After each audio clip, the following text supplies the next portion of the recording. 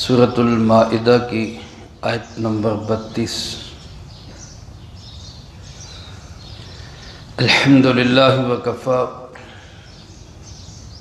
والسلام علی عبادہ الذین اصطفی خصوصا علی سید الرسل وخاتم الانبیاء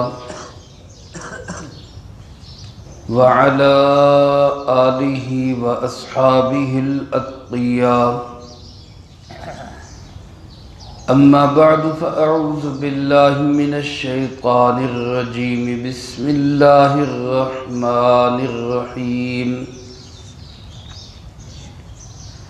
من اجل ذلك كتبنا على بني إسرائيل أنه من قتل نفسا بغير نفس أو فساد في الأرض فكأنما قتل الناس جميعا ومن أحياها فكأنما أحيا الناس جميعا وَلَقَدْ جَاءَتْهُمْ رُسُلُنَا بِالْبَيِّنَاتِ ثُمَّ إِنَّ كَثِيرًا مِّنْهُمْ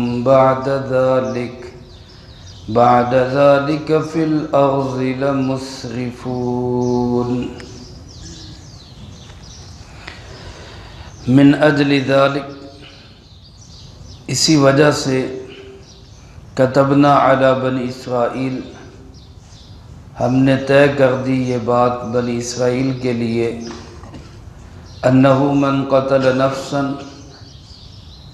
کہ وہ شخص جس نے قتل کیا کسی ایک جان کو بغیر نفس بغیر کسی گناہ کے او فساد فی الارض یا زمین میں کسی فساد کے فکأنما قتل الناس جميعا تو گویا اس نے ساری انسانیت کا قتل کیا ومن احیاها اور جس نے ایک انسان کو زندگی بخشی فکأنما احیا الناس جميعا گویا اس نے ساری انسانیت کو زندگی عطا کی وَلَقَدْ جَاءَتْهُمْ رُسُلُنَا بِالْبَيِّنَاتِ اور یقیناً آئے ان کے پاس ہمارے رسول علیہم السلام واضح دلائل لے کر ثم ان کثیرا منہم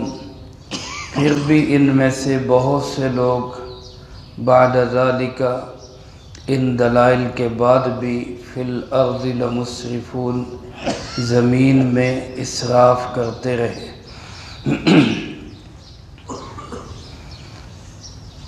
بنی اسرائیل کا تذکرہ گزشتہ کئی رکوع سے چلا ہے جن کو اس بات پہ تو ناز و فخر تھا کہ ہم نبیوں کی اولاد ہیں، لیکن انبیاء علیہ السلام کی تعلیمات پہ عمل کرنے کے لیے وہ تیار نہیں تھے، خالی نسبتوں پہ گھمنڈ اور غرور تھا، لیکن ان کی بات ماننی اس کی ہرگز ان سے کوئی توقع نہیں تھی۔ جیسے آج کل ہمارے بہت سارے لوگ بس اپنی نسبتوں پہ یقین کر کے بیٹھے ہیں، ہم فلاں کو ماننے والے، ہم فلاں کو ماننے والے، لیکن فلاں کی ایک نہیں مانتے، ان بزرگوں کی ایک بھی ماننے کے لیے تیار نہیں۔ اللہ ہم سب کو اس کی سمجھ نصیب فرمائے۔ یہ عادتیں تھی بنی اسرائیل کی، ایک طرف تو بزدل اتنے کہ اللہ کے نبی حضرت سیدنا موسیٰ علی نبینا علیہ السلام اللہ کا پیغام دے رہے ہیں کہ اس شہر میں داخل ہو اور ان لوگوں کے ساتھ جہاد کرو، وہاں کہتے ہم جناب ہم نہیں لڑ سکتے، آپ اور آپ کا رب جا کے لڑیں، اور دوسری طرف ظالم اتنے کہ بے گناہ لوگوں کو قتل کرنے سے بھی باز نہیں آتے، اس کے لیے اللہ پاک نے آدم علیہ السلام کے بیٹوں کا قصہ بیان کیا اور فرمایا کہ ایسے ہی واقعات کی وجہ سے کہ جہاں کسی انسان کو ظلم کے کرتے ہوئے قتل کیا جاتا ہے، ہم نے بنی اسرائیل کے لیے یہ اصول بنایا تھا، یہ بات طے کر دی تھی کہ جو ایک بندے کو ناحق قتل کرے گا وہ انجام کے اعتبار سے ایسا جیسے اس نے ساری انسانیت کو قتل کر دیا، اور جو کسی ایک کی جان کو بچائے گا اس کے لیے محنت کوشش کرے گا، اس کو تحفظ فراہم کرے گا، تو وہ انجام کے اعتبار سے ایسے جیسے اس نے ساری انسانیت کو بچایا۔ میرے محترم دوستو، بنی اسرائیل نے تو اس قانون کی پاسداری نہیں کی، وہ ناحق قتل کرتے رہے، قانون الہی کی مخالفت کرتے رہے۔ جنہوں نے نظام الہی اور قانون الہی کی بات کی، ان انبیاء علیہ السلام کو بھی بنی اسرائیل نے شہید کیا۔ ایک ایک دن میں 40 اللہ کے نبیوں کو انہوں نے شہید کیا۔ ایک دن ایک اللہ کا نبی، اس کا قتل کتنا بڑا گناہ ہے۔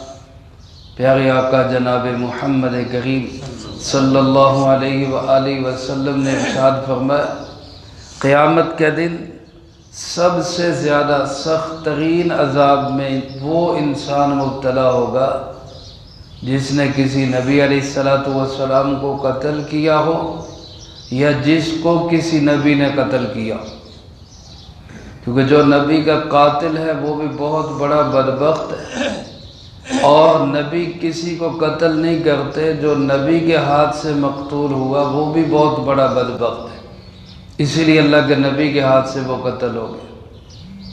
تو میرے محترم دوستو، بنی اسرائیل کے لوگوں نے، یہود و نصارہ نے اس کا بالکل لحاظ نہیں کیا، کوئی پاس نہیں کیا، انسانیت کا کوئی احترام ان کے دلوں میں نہ رہا۔ لیکن آج میں اب آپ غور کریں، کہیں ہمارے اندر بھی وہی چیزیں تو نہیں آ گئی۔ پیارے آقا جناب محمد کریم صلی اللہ علیہ وآلہ وسلم نے ارشاد فرمایا تھا کہ ایک وقت آئے گا تم بنی اسرائیل کے قدم با قدم چلو گے، بنی اسرائیل کے ایک ایک قدم پہ ان کے پیچھے چلو گے۔ مفہوم حدیث یوں ہے، اور یہاں تک کہ فرمایا اگر ان میں سے کوئی گو کی بل میں داخل ہوا ہے تو مسلمانوں تم بھی ایسے ہی کرنے کی کوشش کرو گے۔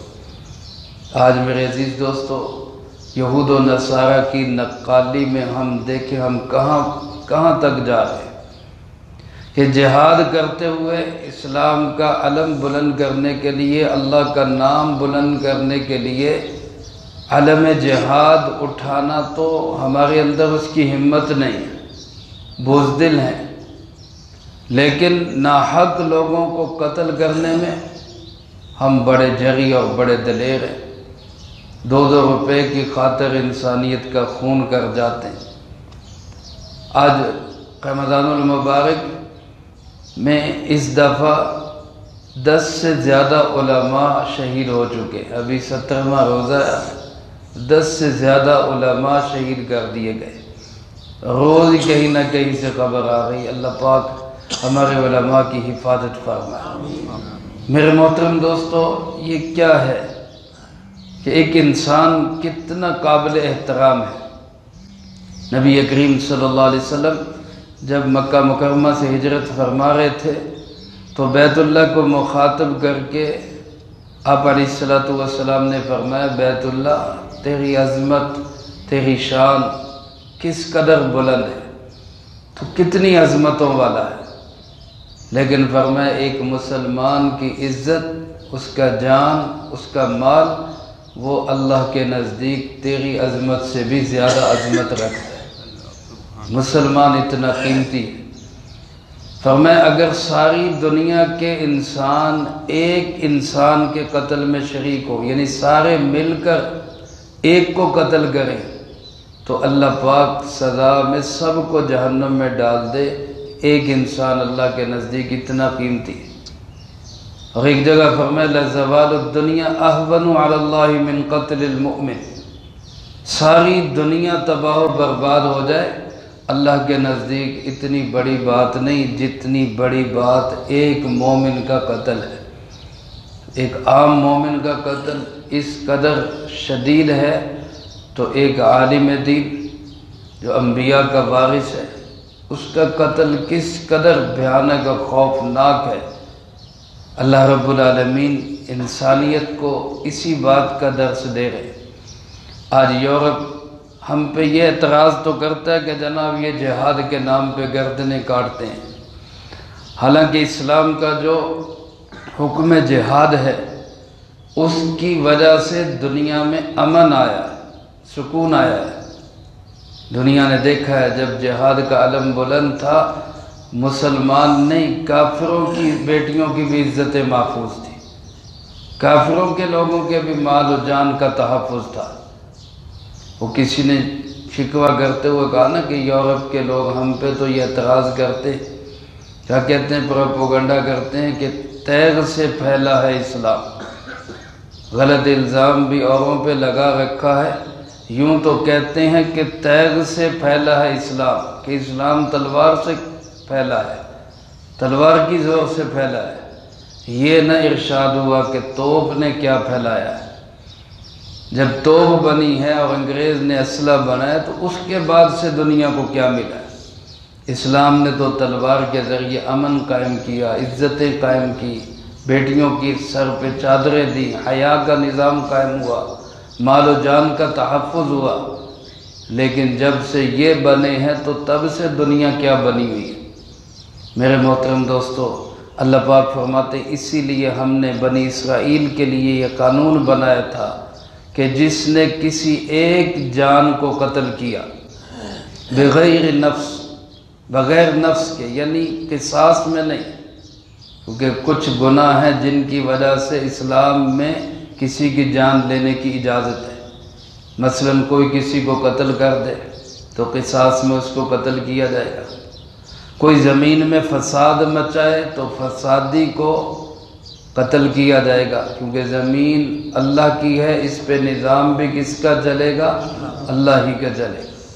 تو جو اللہ کی زمین پہ کسی اور کا نظام چلانا چاہے گا یہ گویا فسادی کہلائے گا۔ فسادی جو ہے اس کے خلاف قتل کی اجازت ہے، فساد کرنے والا ہے اس کو پکڑو، اس کو روکو۔ کوئی شادی شدہ ہو کر زنا کر لے، نعوذ باللہ من ذالک، تو اس کے لیے شریعت نے اجازت دی ہے، اس کو سنسار کیا جائے۔ کوئی مرتد ہو جائے، دین سے پھر جائے، اس کے لیے اجازت ہے، ضابطے کے مطابق اس کو سزا دی جائے۔ لیکن اگر ایسا کوئی جرم نہیں ہے کسی کا اور پھر اس کو ناحق قتل کیا جاتا ہے تو وہ انجام کے اعتبار سے ایسا ہے کہ انما قتل الناس جمیعا، گویا اس نے ساری انسانیت کا خون کیا، کیونکہ جب ایک انسان کا ناحق خون ہوگا اور اس کو روکا نہیں جائے گا تو اس کے نتیجے میں انسانیت کے اندر قتل پھیلتا چلا جائے گا۔ اور من احیاہا فکأنما احیا الناس جمیعا، جس نے ایک انسان کو بچایا، حیات دی، اس نے گویا ساری انسانیت کو بچایا۔ اب یہ آیت کا جملہ ہم صرف پتہ کہاں پڑھتے ہیں؟ کسی کو خون دینے کے لیے، بس حجی خون دے کر کسی کی جان بچائے۔ خون دے کر جان بچانا بہت اچھی بات ہے، ہم یہ نہیں کہتے کہ نہیں کرنا چاہیے، ضرورت ہو تو خون دینا چاہیے، لیکن کسی کا خون چوس کر دوسروں کو خون دینا یہ تو کوئی عبادت نہیں ہے۔ کسی کا آپ گلا کاٹ رہے ہیں یا دوسروں کے لیے آپ کہہ رہے ہیں جی خون ڈونیٹ کریں، یہ کیا ہے؟ سب سے بڑی حیات یہ ہے کہ وَلَكُمْ فِي الْقِصَاصِ حَيَاتٌ، قصاص کے اندر تمہارے لیے حیات ہے۔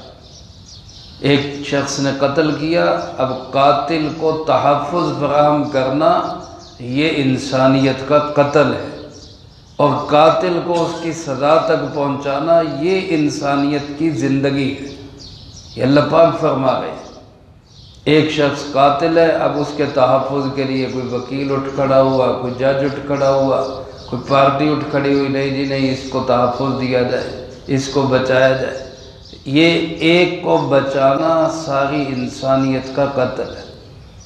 کہتے ایک بادشاہ کے دور میں اس کے داماد سے قتل ہو گیا، غریب عورت کا بیٹا داماد نے قتل کر دیا۔ اس نے اسلامی قانون کے مطابق فیصلہ کیا، عدالت نے فیصلہ کیا قصاص میں اس کو قتل کیا جائے گا۔ اب وہ لوگ آئے روئے دھوئے، تیرا داماد ہے، تیری بیٹی کا خامند ہے، بادشاہ ہے، اس کو بچا۔ اس نے کہا بھئی ایک ہی صورت ہے، وہ عورت معاف کر دے جس کا بیٹا قتل ہوا ہے، وہ معاف کر دے، اس کے سوا کوئی صورت نہیں۔ کوئی پیسے دے لو، اس کو راضی کر لو۔ اس نے کہا جتنے دینے دے کے پوچھ لو۔ لیکن وہ خاتون اڑ گئی، کہتی نہیں میں نے تو بیٹے کے خون کے بدلے میں خون ہی لینا ہے۔ تو اس نے جب کسی طرح راضی نہ ہوئی تو قصاص میں اپنے داماد کو قتل کر دیا۔ 12 یا 20 سال اس کی حکومت رہی، دوبارہ اس کی حکومت میں ایک بندے کا بھی قتل نہیں ہوا۔ یہ حیات ہے، یہ زندگی ہے۔ اگر ایک کو چھوڑ دیا جاتا تو اس کے نتیجے میں پیچھے قتلوں کی لائن لگ جانی تھی۔ اب آپ رپورٹ پڑھے، 1 سال کے اندر ایک ہمارے ضلع کے اندر سینکڑوں سے زیادہ قتل ہوئے، فیصل آباد کے اندر سے۔ پورے پنجاب کو دیکھیں، پھر پوری پاکستان کو دیکھیں تو ہزاروں نہیں لاکھوں میں تعداد پہنچے گی، کیونکہ قانون قصاص نہیں ہے، یہاں پہ تعزیرات کا قانون نہیں ہے، سزائیں نہیں ہیں۔ تو اللہ پاک نے اسی کو بیان کیا، جو ایک کو بچائے گا وہ ساری انسانیت کو گویا بچائے گا۔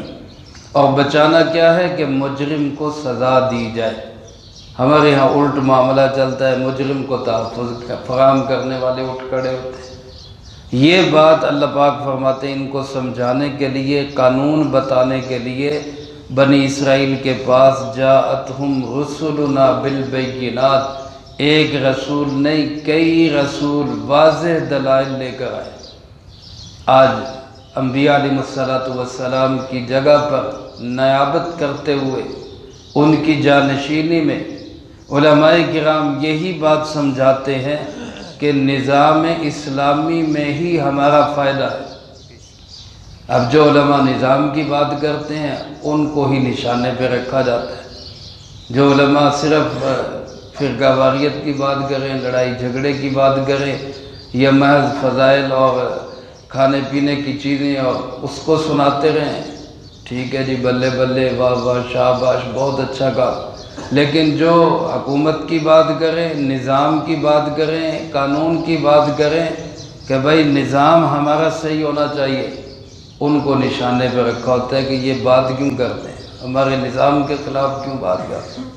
تو جب تک ہمارے وطن عزیز ملک پاکستان کا نظام اسلامی نہیں بنے گا، ہمارے حالات سدھر نہیں سکتے۔ اللہ ہمیں اس کی سمجھ نصیب فرمائے۔ فرمائے ثم ان کثیرا منہم بعد ذلک فی الارض لمسرفون، انبیاء علیہ السلام کے سمجھانے کے باوجود بھی زمین میں ان میں سے اکثریت نے اسراف ہی پھیلایا، زیادتی کی ہے، اعتدال سے ہٹ گئے، راہ اعتدال کو چھوڑ کر ظلم اور ستم کا دروازہ ہی کھولا انہوں نے۔ اس کے نتیجے میں زمین کے اندر فساد پھیلا ہے۔ چنانچہ اگلی آیات میں اللہ پاک نے فسادیوں کے لیے کیا سزا ہے اس کا ذکر کیا ہے۔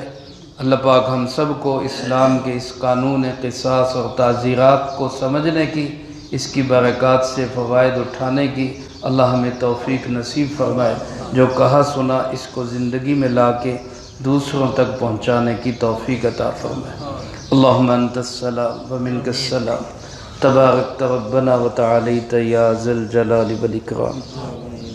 اللہم اعننا علی ذکرک وشکرک وحسن عبادتک۔ اللہم احسن عاقبتنا فی الامور کلہا واجرنا من خزی الدنیا وعذاب الآخرہ۔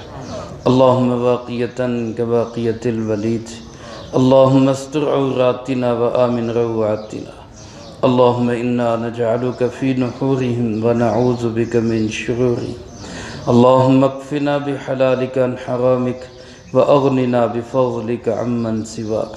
اللہم اکفنا کل مہم من حیث شئت ومن این شئت۔ رب اغفر وارحم وانت خیر الراحمین رب ارحمہما کما ربیانی صغیرا